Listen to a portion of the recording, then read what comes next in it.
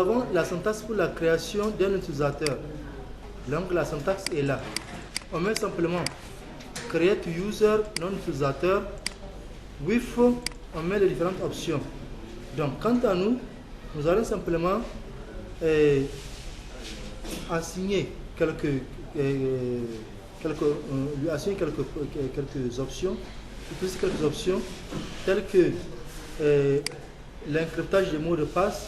Le mot de passe sera valide pendant une certaine période. Et maintenant, on peut le mettre dans le groupe de Postgre. Vous comprenez? Hein? Donc, on peut faire cela. On va faire create user. User, je l'appelle master, n'est-ce pas? With option. With par exemple, create db. Maintenant, password et encrypted password. Encrypted. Hein? C'est la possibilité à ce qu'on a la personne que de pouvoir aussi créer créer des objets, créer la base de données. Encrypted et password. Donc je donne un mot de passe entre côtes master, n'est-ce pas? Connection limits.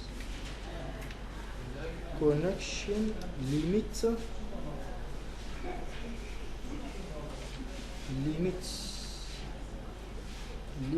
Je mets combien? 3, ça peut aller. Maintenant, je mets une groupe. Je le mets dans le groupe de Postgre. Et maintenant, je vais dire. Hein? Oui. Create use. Ah, là, elle allait nous dire qu'il y a erreur.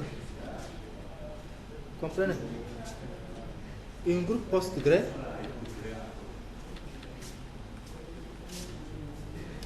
Et maintenant, on a valide until. Le compte sera valide jusqu'à quelle année? Quelle date? Valide entre combien? Entre quoi?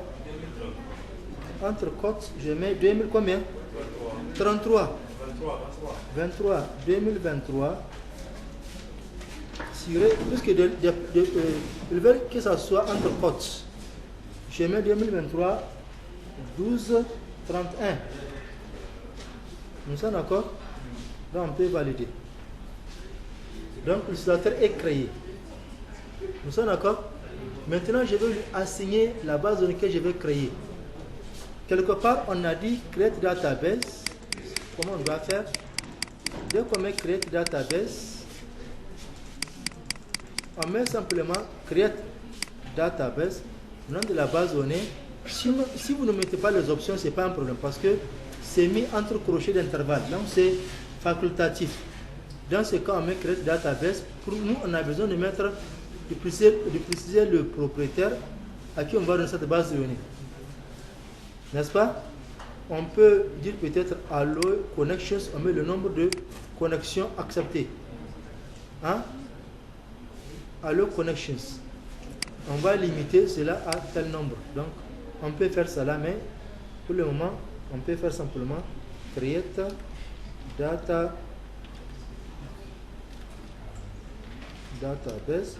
J'appelle la base de données quoi? Tronc commun. Mais là-bas, j'ai mis TC. Je mets TC tronc.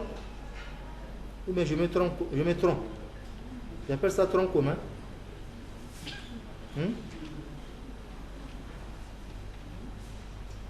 Je l'appelle comme ça. Ça peut aller. Maintenant, with owner. Le propriétaire, c'est master. N'est-ce pas? On peut mettre d'autres options comme allow connections. Allow connections, on met le nombre de connexions ou bien connection limite. Donc c'est à vous de choisir. Allow connections. Je mets ici, ils ont dit que quand on est à connections, on peut mettre égal, mais c'est facultatif. On peut ne pas mettre égal là, mais on met la valeur. Connection limite, on peut aussi mettre égal, on peut aussi laisser ça sans mettre égal. Comprenez? Ici, je mets 15 par exemple. C'est bon? Le rôle, n'est-ce pas? Hein? Le rôle de connection limite. Le rôle allo connections requiert une booléenne. Allo connections requiert une valeur booléenne. Donc ça peut être true ou false. Donc allo connections, donc, peut voir la valeur. Donc nous on veut simplement mettre on met nombre de connexions. Hein? Connection limite, c'est bon? C'est ça, nombre de connexions. Oui, nombre de connexions autorisées. À la fois. Oui.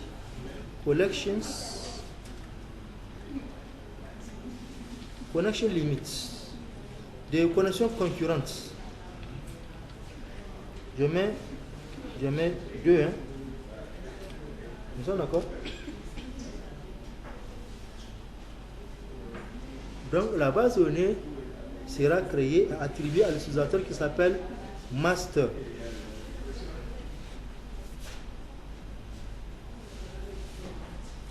Est créé.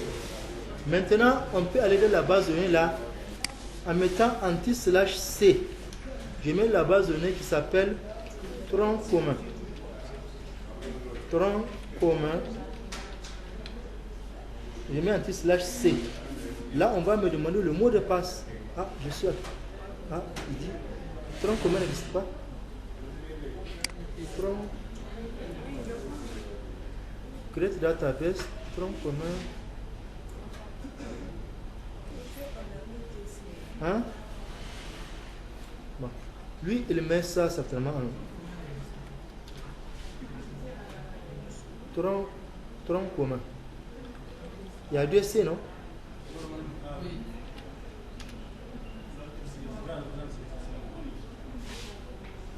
Voilà. Donc, sa base de données ne prend en compte que les minuscules. Mais vous allez voir qu'avec d'autres versions, surtout avec Linux, il faut vraiment respecter la casse. Donc, chez Windows, vraiment, c'est pas trop.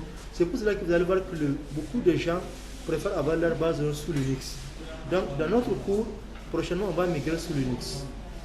C'est bon? On va aller sous Linux. C'est bon? Voilà. Maintenant, une fois connecté, on va commencer à créer les tables. Voilà, oui.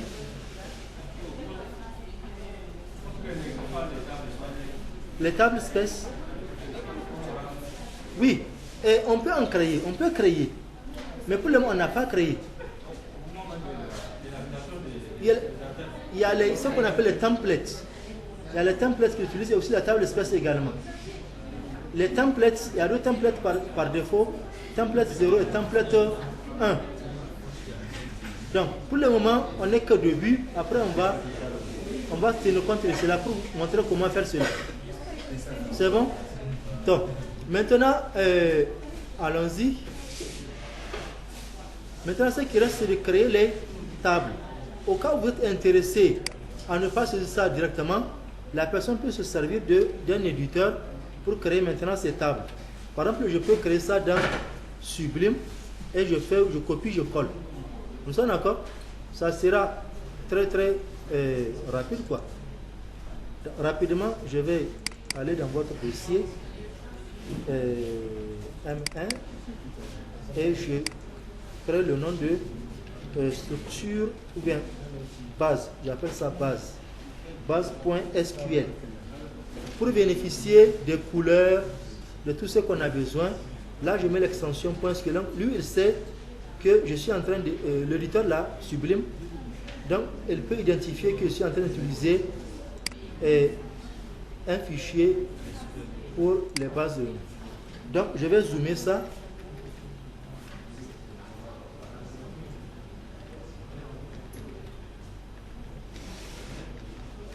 Donc premièrement, je fais create table. Nous sommes d'accord? La table personne qui a les champs suivants IDP de type serial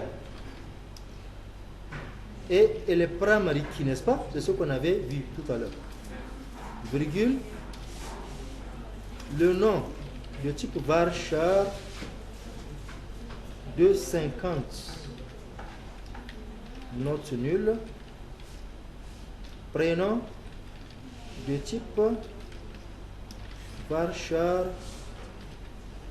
de 50 également, note nulle. Et on a le téléphone, n'est-ce pas, tel de type numérique. La taille, on a dit de mettre 20, n'est-ce pas? Virgule. Maintenant, genre de type char de 1. Et je peux mettre, si vous voulez, mettre une valeur par défaut. Default, on va mettre qui voyage parmi les dames et les messieurs. Qui voyage beaucoup? Les hommes voyagent beaucoup. Donc, on met H alors. Donc, par défaut, même si on n'a pas renseigné, c'est H qu'il va mettre. Comprenez? Donc, par défaut, c'est H qu'il va mettre. Donc, voici pour la création de notre base de données, de notre table plutôt, la table personne brute, de façon sans définir beaucoup de contraintes. Après, on va faire l'inventaire de contraintes qu'on va mettre. Rapidement, créer table et bagage. Les différents champs sont IDB de type serial, primary key, et on a NBR val de type numérique, la taille 1, default 0, et je fais comme ce qu'on a ici, NBR sac, voilà. Ici on a NBR colis, voilà. Maintenant NBR GYH, là aussi. Après il y a quoi? Il y a identifiant de la personne, IDP de type integer, note nulle, pour ne pas avoir des valeurs nulles qui sont clés étrangères. Donc pour le moment on n'a pas défini les contraintes. Rapidement, create table, lequel on crée d'abord les tables mères. Bon, pour le moment, puisqu'il n'y a pas de contraintes, tant mieux. Mais au moment où s'il y a contrainte, on doit créer d'abord les tables mères. Lorsqu'on va copier-coller, on crée d'abord les tables mères, après les tables filles, on met les contraintes. Parce que s'il y a contrainte, la table mère n'est pas créée, il va dire que la table fille ne sera pas créée parce qu'il y a une contrainte. N'est-ce pas? Surtout les contraintes pour les clés étrangères. On crée quelle table? Bus. Quels sont les différents champs? ID bus de type serial, primary key, voilà. Num bus de type, on a mis integer, non? Bon, on a mis numérique, n'est-ce pas? De taille combien? 3. Note nulle, voilà.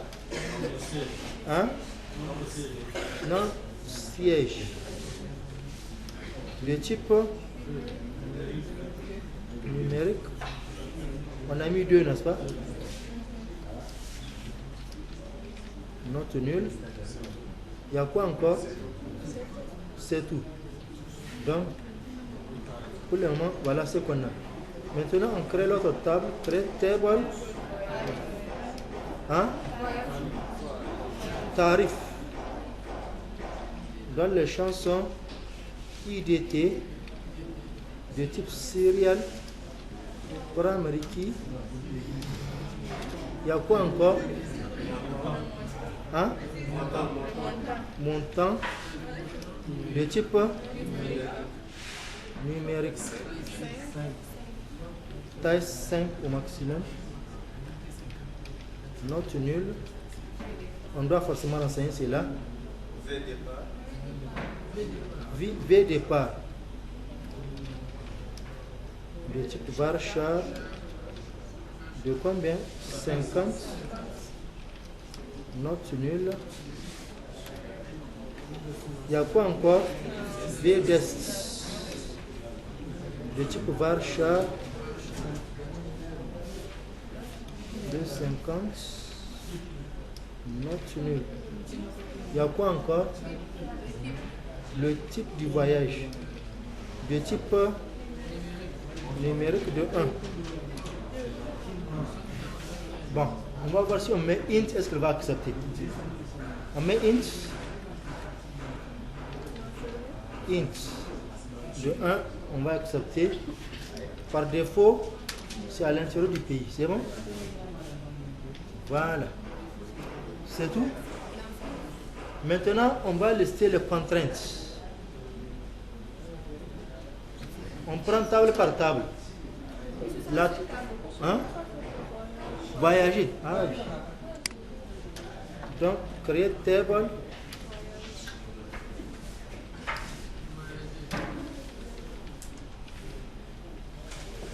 Donc, à les champs suivants. ID.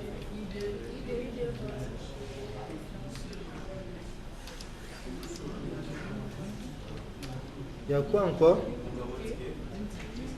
Num ticket. De type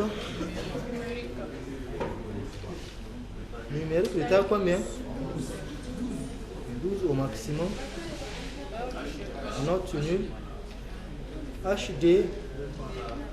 Départ. De type numérique de 2. Puisqu'on peut avoir des départs à 14 heures.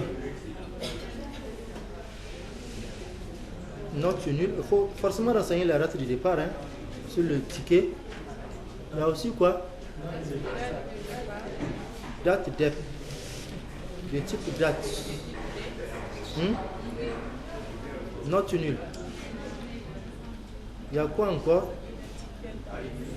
IDP. De type integer. Note nulle. ID bus. De type integer. Note nulle. IDT. N'est-ce pas? De type integer. Note nulle. Voilà. Donc les tables sont créées, mais on va maintenant définir les contraintes. Donc, parmi les contraintes, il y a la contrainte primary key, sur laquelle on définit une clé primaire. Une clé primaire qu'on appelle identifiant, ça permet d'identifier de façon unique un enregistrement. Donc, en cas de suppression, en cas de modification, donc on se base sur l'identifiant. Comprenez? On dit simplement, on veut supprimer un enregistrement de l'identifiant est égal à tel identifiant, tel est égal à telle valeur. On peut modifier un enregistrement de l'identifiant est égal à telle valeur. On a besoin de modifier des enregistrements dont l'identifiant est compris entre 50 et 20, 50 et 100. Là, on les modifie. Vous voyez, tout est basé sur l'identifiant. Si on veut faire une action. Comprenez? Donc, ça c'est le premier cas, identifiant. Il y a aussi la clé étrangère. La clé étrangère, c'est ce qu'on appelle foreign key en anglais. Donc, elle permet de donner une information dans une table fille pour permettre de savoir cet enregistrement est en liaison avec une autre information d'une table mère. Si on a par exemple une personne qui peut avoir plusieurs bagages, dans ce cas, il faut qu'on sache que ce bagage qu'on a enregistré appartient à telle personne. Donc sinon, ce n'est pas facile d'identifier la personne à qui ça appartient, ce bagage. Même également au niveau de la table voyager, il faut qu'on sache que ce voyage qu'on a réalisé, quelles sont les personnes qui ont voyagé dans tel bus à telle date et ils ont quitté telle ville à partir de telle heure. Ça, c'est possible. Comprenez? Donc, ça, c'est lié aux clés étrangères. Maintenant, une autre contrainte, c'est la contrainte tchèque. Par exemple, la contrainte tchèque permet de vérifier est-ce qu'on a bien respecté une condition avant de faire, peut-être, par exemple, l'action d'insertion de données. Par exemple, on dit qu'on va enregistrer quelqu'un qui va voyager le 30, bon, on dit qu'il va voyager le 25, le 26 février. Il va voyager le 26 février. Nous sommes aujourd'hui le 24, donc dans 2 jours. Alors que, en saisissant, on dit qu'il va voyager le 1er janvier 2022. Ça ne tient pas. Alors que janvier, c'est déjà dépassé. Ça ne tient pas. Donc, il faut mettre une contrainte qui indique que la date qu'on doit mettre, il ne faut pas que ça soit une date dépassée. Que ça soit une date supérieure ou égale à la date du jour. Il se peut que la personne va voyager aujourd'hui. Vous comprenez? Aujourd'hui, peut-être à 4 h du matin. Donc, il faut qu'on mette une date supérieure ou égale à la date du jour. Sinon, on rejette. Il y a une violation de la contrainte d'intégrité de nous parce que la réalité n'a pas été respectée. Comprenez? Ou bien, on dit que la personne date, dans un arrêtement, on dit que, on va dire, la ville de déplacement est égale à la ville de départ. La ville de départ est égale à la ville de destination. Est-ce qu'on peut avoir ce genre de cas? Vous quittez Niamey pour aller à Niamey. Heureusement qu'on a déjà défini ça qu'on appelle ça, dans notre table qui s'appelle tarif. Mais là aussi, en termes d'enregistrement, il faut qu'on soit vigilant. Il ne faut pas qu'en saisissant, on définit un tarif, quitter Niamey pour aller à Niamey à 5 000. Ça ne tient pas. On est à Niamey. Et tu quittes Niamey pour rester à Niamey. Ça, c'est une erreur d'enregistrement. Il faut qu'on arrive à contrôler cela. Il ne faut pas que la date, la ville du départ soit égale à la ville de... Il faut qu'elle soit différente. Il faut que ça soit différente. Nous sommes d'accord. Et de façon réciproque. Nous sommes d'accord. Maintenant, on prend notre exemple. Nombre de sièges. Il ne faut pas que le nombre de sièges soit égal à 0 ou bien soit négatif. Le nombre de sièges est égal à moins 1. Ça ne tient pas. Mais dans ce cas, si notre flotte parc automobile, on n'a pas des bus qui ont peut-être le nombre de sièges en dessous de 40. Donc, si on sait que peut-être de 40 à 65, là on met la marge. Il faut que le nombre de sièges qu'on doit saisir soit compris entre 40 et 65. Si on dépasse, on doit dire que non, on ne peut pas accepter. Donc c'est pour cela que quand vous créez une base de données, il faut veiller à mettre toutes les contraintes nécessaires, sans pitié. Parce qu'un administrateur de base de données, la responsabilité de la base de données. Si quelqu'un profite de l'occasion, vous êtes déjà la personne qui a contribué à cela. Il faut faire le maximum pour ressortir toutes les contraintes nécessaires et il faut les fixer.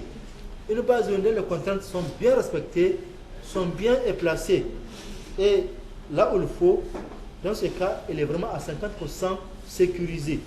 Dès qu'on parle de sécurité de base de données, déjà il faut veiller à que toutes les contraintes soient déjà mises en place. Sinon, votre base de données n'est pas sécurisée. Même si vous allez peut-être chercher un pirate formé à Harvard, vous l'amenez ici, aux États-Unis, vous l'amenez ici, il va mettre tous les parfums nécessaires, il va recommander à ceux qu'on ait des chiens allemands, des vigiles recrutés qui sont vraiment costauds. Tant que la personne, oui, bien sûr, tant que les personnes continuent à saisir des données erronées, votre base de données n'est pas sécurisée. Ce n'est pas ce qu'on appelle sécuriser, c'est sécurité. La vraie sécurité, il faut définir toutes les contraintes nécessaires. De toute sorte que les gens ne font pas saisir tout ce qu'ils veulent. Si quelqu'un arrive à soutirer une somme d'argent sans pour avoir la trace de quelqu'un qui a soutenu cette somme d'argent-là, il y a un problème. Même si vous mettez, vous achetez les serveurs dernière génération, avec toutes les technologies de pare-feu, hein, les détecteurs d'intrusion, tout ça, c'est pas utile. Donc, soyez très vigilant. Les contraintes sont très très nécessaires pour une base de données. Il faut toutes les recenser. C'est pour cela que nous allons commencer d'abord par la première table, la table personne. Déjà, on a défini la clé primaire. C'est bon. Nom de l'utilisateur doit être varchar. Note nulle. On doit forcément renseigner le nom de l'utilisateur. Parce que si vous n'avez pas mis note nulle, si c'est un formulaire, la personne peut faire voyager quelqu'un qui n'existe pas. Il n'y a pas de nom. Vous comprenez? Même également au niveau du prénom. Le numéro de téléphone a dit que dans notre existant système d'information, ce n'est pas obligatoire. Si c'est obligatoire, il faut que ça soit renseigné et il faut que ça soit unique. Vous comprenez? Bon, dans notre contexte, on peut avoir des gens qui peuvent perdre leur numéro de téléphone et quelqu'un aussi à qui on va allouer ce même numéro de téléphone, il va venir voyager, il part aussi avec le même numéro de téléphone. Donc, dans ce cas, il y a vraiment des contraintes qu'il faut, selon le système d'information que vous étudiez, tenir compte de cela. Jar, on a dit la valeur par défaut c'est H. Ce qui veut dire que si vous n'avez pas saisi le jar de la personne, par défaut c'est H. Donc c'est le jar, normalement c'est masculin, c'est pas, le jar c'est pas H, c'est M. Nous sommes d'accord? Donc ici, on attend à ce que la personne choisisse de la base de données soit M ou F. Nous sommes d'accord? Si ce n'est pas M ou F, donc on rejette. Nous sommes d'accord? Dans ce cas, nous allons mettre notre première contrainte qui consiste à dire que on va faire alter table, parce qu'à chaque fois qu'on va modifier la structure d'un objet, ça peut être une table, ça peut être une fonction, une procédure, un utilisateur, c'est avec l'instruction alter. Alter table, personne. Maintenant, on va ajouter une contrainte. On met l'instruction add constraint. Constraint, on met le nom de la contrainte. J'appelle ça CK jar. Donc je vais checker le jar. Est-ce que la personne a saisi M majuscule? Je n'ai pas saisi N minuscule, M minuscule, ou bien elle a choisi F majuscule et non M, un non F minuscule, ou bien elle n'a pas saisi H. Vous savez ce qui va arriver? Lorsqu'on va faire, on va vous demander de faire une requête qui nous renvoie le pourcentage par genre qui voyage. Si vous avez laissé les gens saisir M minuscule, M majuscule, F minuscule, F majuscule, mettre H, tout cela, ça ne tient pas. Parce qu'on va arriver au moment où là où les gens, si vous faites votre requête, vous mettez where jar égale à M majuscule, tout ce qu'on a choisi avec N minuscule, vous l'avez loupé. Vous voyez? Donc ça, et vous allez fournir des données qui sont erronées. Les données sont erronées parce que ça ne reflète pas la réalité. Alors que l'objectif d'une base de données, c'est vraiment de respecter la réalité. On a inséré telle donnée, on la trouve telle. En termes de requête, on retrouve aussi les mêmes données telles qu'on les a saisies, sans pour autant que ça soit l'intégrité ne soit touchée. Nous sommes d'accord? Maintenant, ça c'est le nom de la contrainte que je peux définir. Pourquoi définir le nom de la contrainte? C'est parce que le jour où on dit que cette contrainte, on va la lever, on va simplement faire alter table, nom de la table, drop constraint, on met le nom de la contrainte. Et ce champ-là ne va pas utiliser cette contrainte-là. Et c'est retiré. Nous sommes d'accord? Maintenant, qu'est-ce que je fais? Je mets le titre de la contrainte. Check. Check. Je vais checker. Est-ce que le genre qu'on a saisi, est-ce que c'est soit parmi les deux valeurs-là, soit M ou F. Donc, c'est parmi les deux valeurs. Vous comprenez? Donc, ce qui veut dire qu'on doit checker cela pour savoir est-ce que la personne a mis M majuscule ou bien F minuscule. Sinon, on rejette. C'est bon? Une autre contrainte. Par rapport à la personne, est-ce qu'il y a d'autres contraintes qu'on doit mettre? S'il y en a, vous parlez de ça, on va ajouter. Si vous avez peut-être, selon ce que vous avez constaté sur le terrain, est-ce qu'il y a une contrainte qu'on a oubliée par rapport à cela? Donc il faut faire vraiment l'inventaire de toutes les contraintes. Maintenant, pour bagage, on a défini la clé primaire IDB. Le nombre de valises, on a mis la taille sur 1, c'est numérique. Ce qui veut dire que la personne ne peut pas mettre une valeur alphabétique. Le système va rejeter cela. Vous comprenez? On a dit par défaut c'est la valeur 0. Si on n'a rien saisi, parce qu'on peut avoir le cas où on a peut-être les valises, mais on n'a pas d'autres. Donc par défaut c'est 0. Donc ce qui veut dire qu'ici, on a obéi au système d'information. Donc les colis, les nombres de sacs, ainsi de suite, valeur par défaut. IDP, qui est une clé étrangère. Dans ce cas, il faut qu'on définisse la clé étrangère. Dans ce cas, on va définir alter, table, bagage, add, constraint. La contrainte, ici, c'est une clé étrangère. Donc, on met FK, selon le format que vous avez vu, ça peut être FK IDP. Donc, soyez très vigilant. L'une contrainte est unique dans une base de données.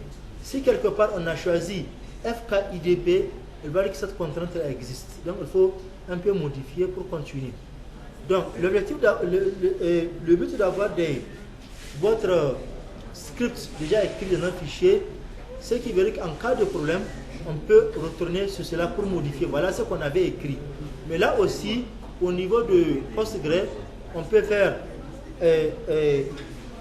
anti-slash, on met D pour avoir la description de la table. On va voir cela pour voir ce qu'on avait écrit pour avoir cette table.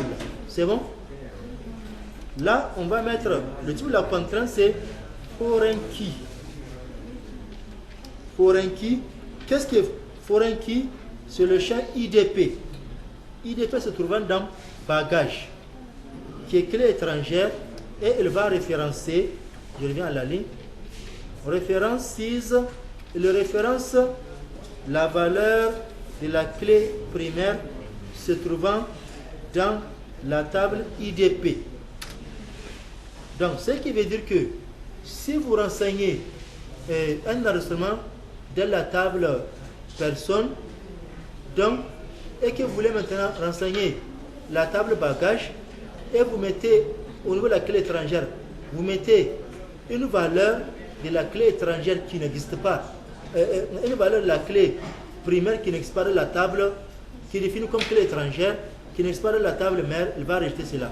C'est lui ce qu'on appelle violation d'intégrité, de contrainte d'intégrité des données.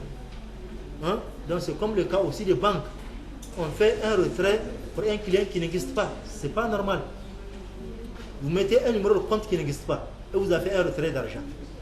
Ce n'est pas logique, ça ne tient pas. Nous sommes d'accord. Donc ici on a mis notre clé étrangère. Allons-y. Pour bagage, on a fait le tour. Maintenant, allons-y sur la table bus. La table bus, il y a ID bus qui est clé primaire. Numéro du bus doit être unique. Il ne faut pas qu'on enregistre deux bus qui ont le même numéro. On dit que le numéro 20 est ce matin, il est parti à Niamey. Aussi, le numéro 20 est parti à Zander, est parti à Agadez. Ça, c'est pas logique. Parce qu'on a identifié, on a mis deux bus qui ont le même numéro. Ça ne tient pas. Au même moment, oui.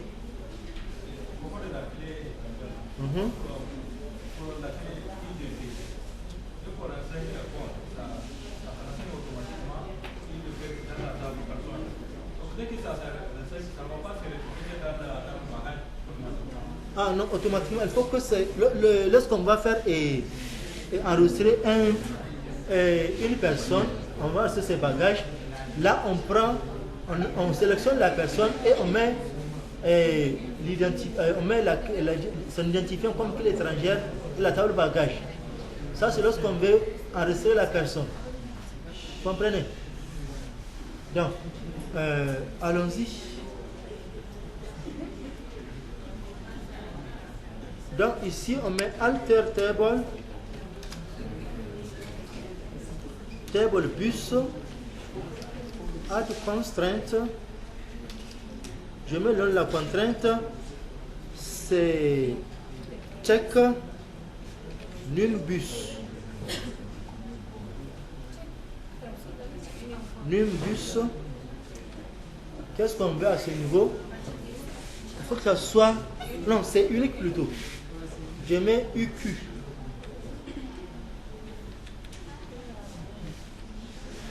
Hein? C'est à vous de voir ce que vous voulez mettre vraiment. Ce n'est qu'un nom. Maintenant, on va mettre la contrainte unique. Que NumBus doit être unique. Donc, si vous avez aussi d'autres informations, d'autres colonnes, on peut les ajouter. Donc, ce n'est pas uniquement une seule colonne. On peut mettre aussi d'autres colonnes. Si on peut, vous voyez, ainsi de suite. On peut mettre beaucoup de colonnes qui vont recevoir des valeurs uniques. Nous sommes d'accord? Voilà. Bon, en plus aussi, on a besoin aussi que ça soit supérieur à... On peut mettre un intervalle. Vous comprenez? On va mettre un intervalle. Il ne faut pas qu'on mette un bus qui a un numéro de bus peut-être égal à 5. Ça ne tient pas. Vous comprenez? Donc on met alter table bus, add constraint, on va checker le numéro de bus. Check num bus, il faut qu'on check est-ce que le numéro de bus est compris entre num bus. On va mettre between. Between, c'est indiquer que c'est compris entre. Between combien? Between 40 et 65, ça peut aller 40 and 65. Un exemple, c'est bon? En plus,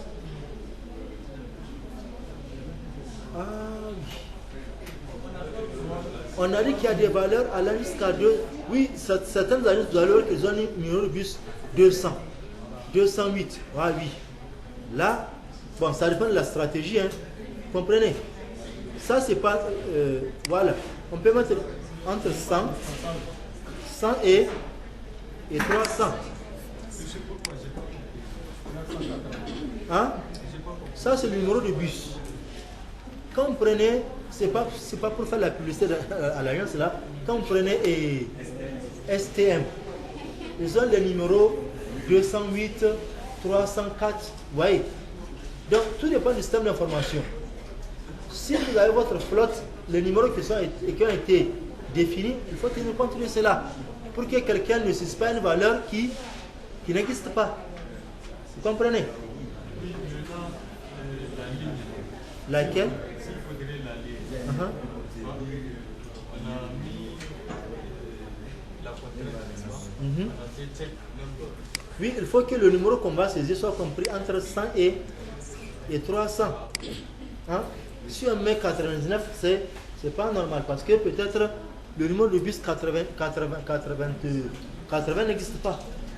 En deçà de 100, ça n'existe pas. Donc, tout dépend du système d'information, oui.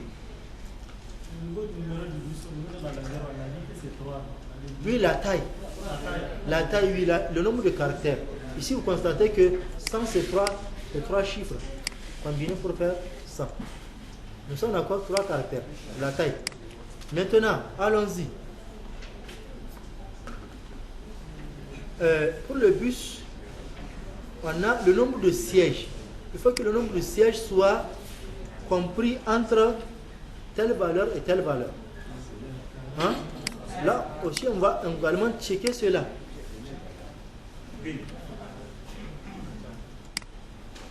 On va faire ici add constraint check siège. Nombre siège. Donc on va checker pour dire que le nombre de sièges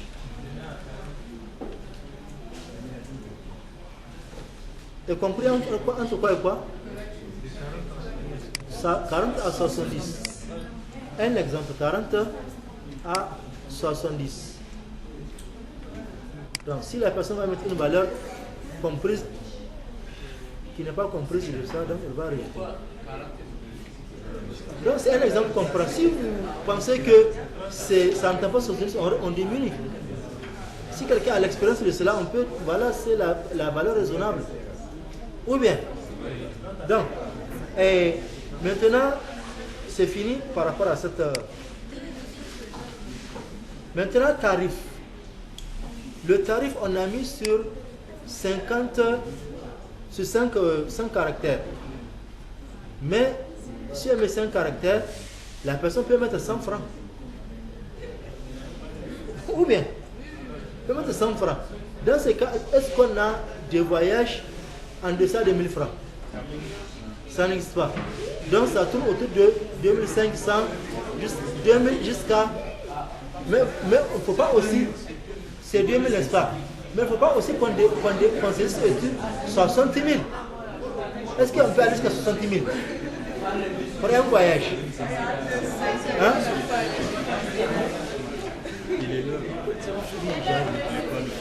Hein? Tout d'accord. C'est je comprends, je sais. Donc, bonus.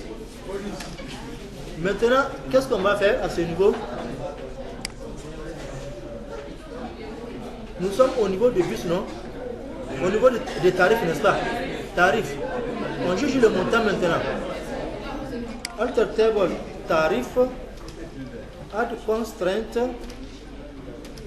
Maintenant, on va checker le montant.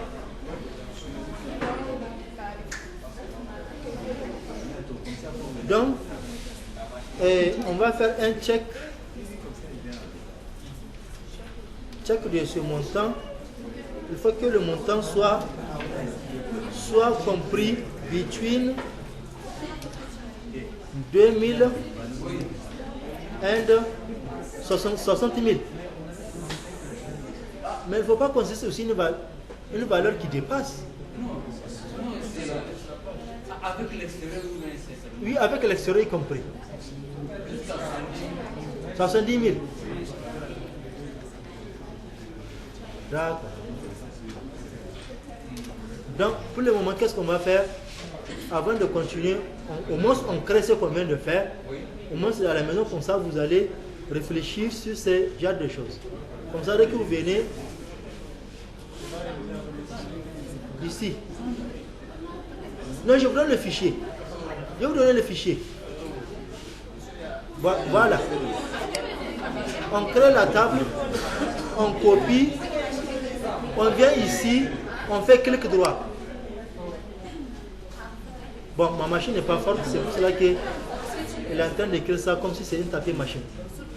Donc, créer table bagage.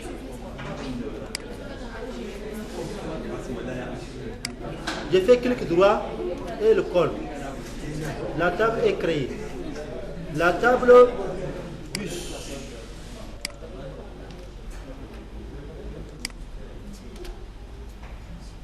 Elle est créée. La table tarif. Donc vous créez au moins les tables et les contraintes là. Pour ça prochainement, on va simplement continuer. Il y a erreur. À côté d'où? À côté, c'est le int là que je vous ai dit. C'est-à-dire qu'on va mettre int, on va voir si ça va accepter ou n'accepte pas ça. Maintenant, on met simplement numérique.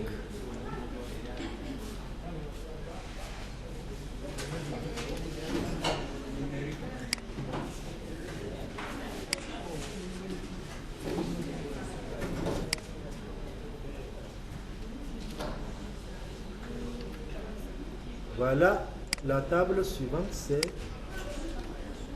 ça.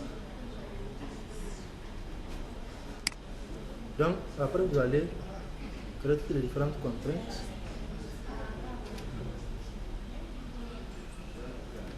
Voilà. Maintenant, pour personne, on met les différentes contraintes, de telle sorte que dès qu'on vient prochainement, on va continuer sur le suivant. Donc, je peux prendre toutes ces contraintes-là, je vais les balancer.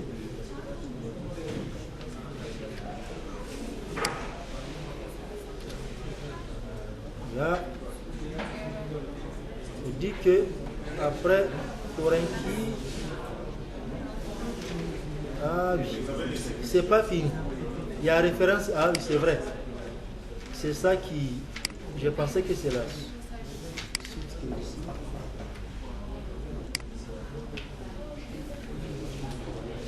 Donc prochainement, on va récapituler via un coup et vous allez voir que ça sera plus facile à comprendre.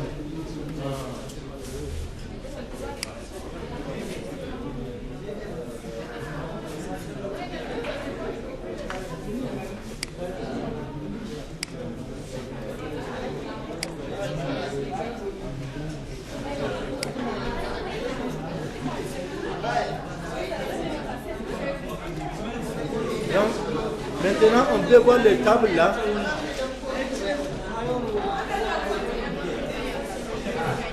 Voici les tables créées.